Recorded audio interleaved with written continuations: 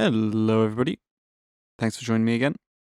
Today we're going to be taking a look at a very obscure trick that I've been playing around with that you can use on any sound, but it's particularly interesting for bass really. So let's pop into Serum and just grab a preset I've made. This one will do.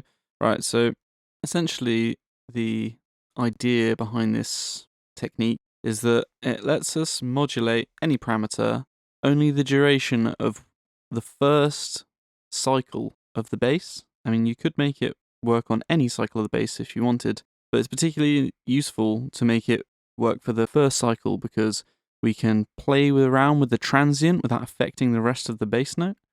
So let's just take a look at the oscilloscopes quickly. So I'll just play it for a second and then freeze it. Right, so let's look at this first cycle of this bass note.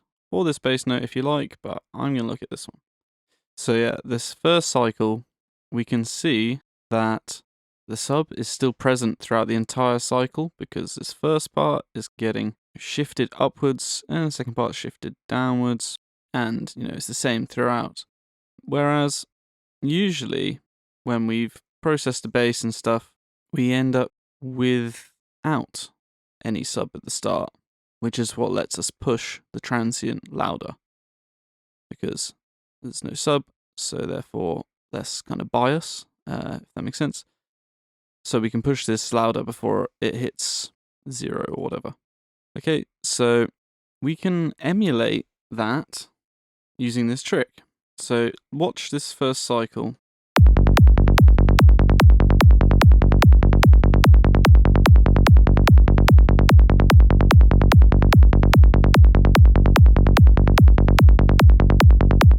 So it might not seem like a massive difference, but what's going on here is we are turning down the sub for the first cycle and then turning up everything else but the sub during the same period of time.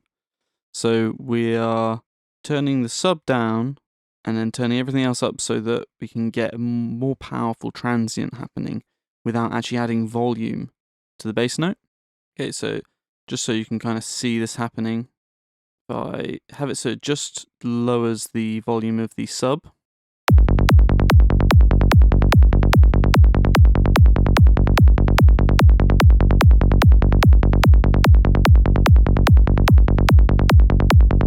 And then we can add volume to the rest of it.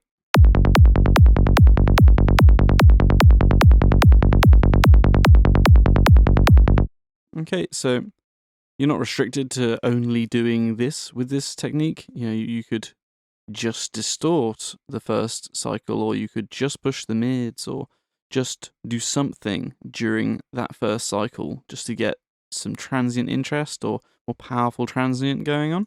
So in order to replicate this, take any patch. I'm just going to use the same patch but without the trick done to it. So what we need to do is turn on the noise oscillator.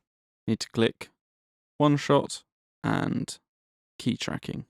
Okay, turn the random all the way down, level all the way down, leave the pan alone, and then we are going to be playing around with the pitch and the phase. Okay, so we're going to use the noise oscillator just as a modulation source to do this trick. And something to note is that when you use the noise oscillator as a modulation source, like we are about to do, it plays the modulator 4 times in a row if it's on single shot mode. So just be aware of that. Okay, so we need a shape like this. So just to recreate that, go to a new LFO, and we just need this kind of sawtooth shape, and then we're going to bend this upwards, and we want it somewhere around here. And it's really important though that it ends at 0, because otherwise this trick won't work. Okay, so then we just drag our LFO from here over to the noise oscillator and just drop it in here. So now we should have this shape in the noise oscillator. So best way to check is if we just turn off our other oscillators and look or listen to this noise oscillator.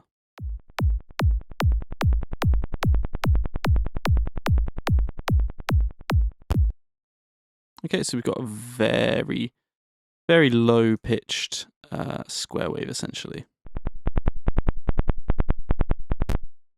Or not quite perfect square wave, but anyways. So yeah, you can see the shape of the wave that this is putting out that we're going to use for modulation. So firstly, we need to get it to a high pitch. So I tend to just pop it up to 48 as a starting place, and then we'll tweak it in a bit. And let's see what this looks like.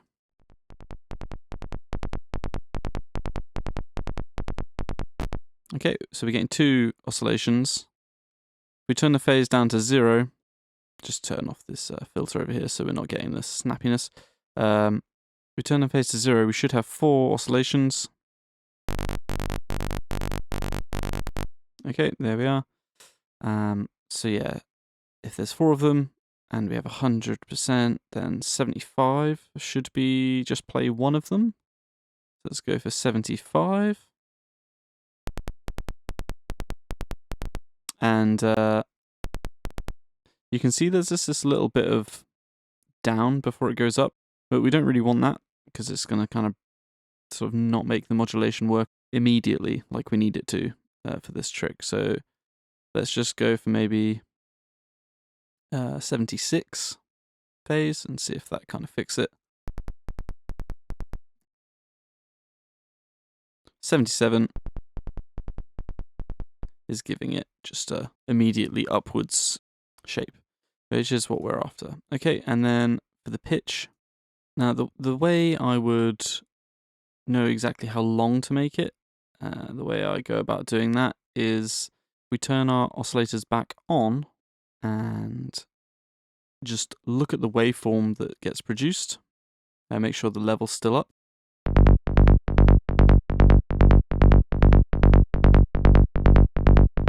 Okay, we can see that our modulation waveform is sort of going maybe this long, and then you can see this little kind of bendy nipple bit here.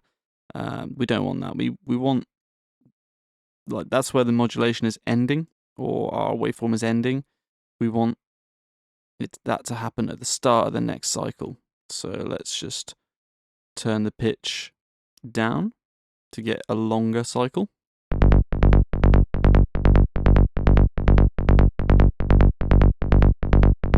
Okay, so I've gone with 46. That looks about right to me. Cool, so now that we know we've got the right phase and the right pitch for the noise oscillator, we can turn the level all the way down and just use this as a modulation source. Okay, so now what we're going to do is set this up so that it's going to make this sub quieter. Okay, so we'll right click on the level, mod source, noise oscillator. Now we're going to pop into the matrix, and here we've got noise oscillator, A volume. It's already got some stuff set up from before. We'll just get rid of that quickly. So yeah, it's just noise oscillator to A volume. If you want the volume to go up, it needs to go this way, or volume to go down, it needs to go this way. Okay, so simple enough, but what is really important is that you need to use a bipolar shape. If you set it to unipolar, it won't work in the way you want it to. Okay, so bipolar, and let's just to make sure it's working properly, just have oscillator A, and let's pull this down so it should make it quieter at the start.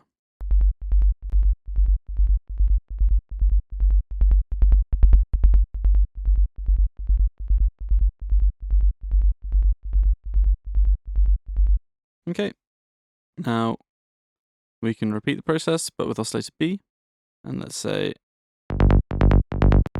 we're happy with this amount of oscillator A being turned down. So yeah, let's go oscillator B level, mod source, noise oscillator, matrix, sort by source. Okay, so B volume, make sure it's bipolar.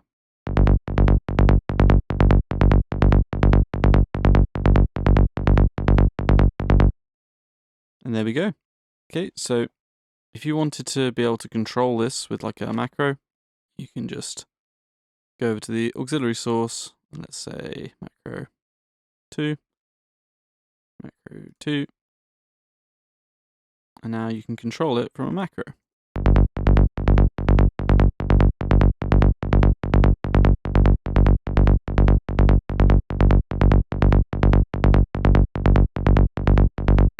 So yeah, we can increase the kind of perceived power of the transient without actually adding any volume. This trick can also be really useful if you don't use a split fundamental. What you can do instead is just, you could use the oscillator, or instead of using oscillators, you could go global amp, and it will just turn the entire synth down just for that first cycle, which can be really, really handy if you have a bass that you like, but the first cycle is just super loud, and trying to deal with it just ruins the bass sound. This kind of can really help to retain the tone that you had, but get it to a more sensible kind of loudness.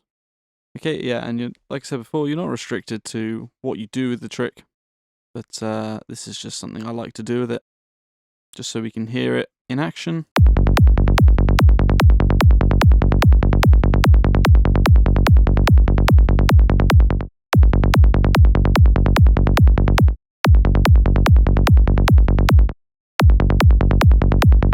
Okay, so yeah, it emphasizes the transient in a nice way.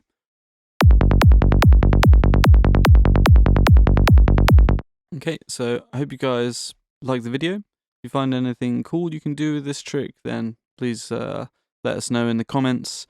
And yeah, don't forget to like and subscribe. Otherwise, I will see you next time, guys.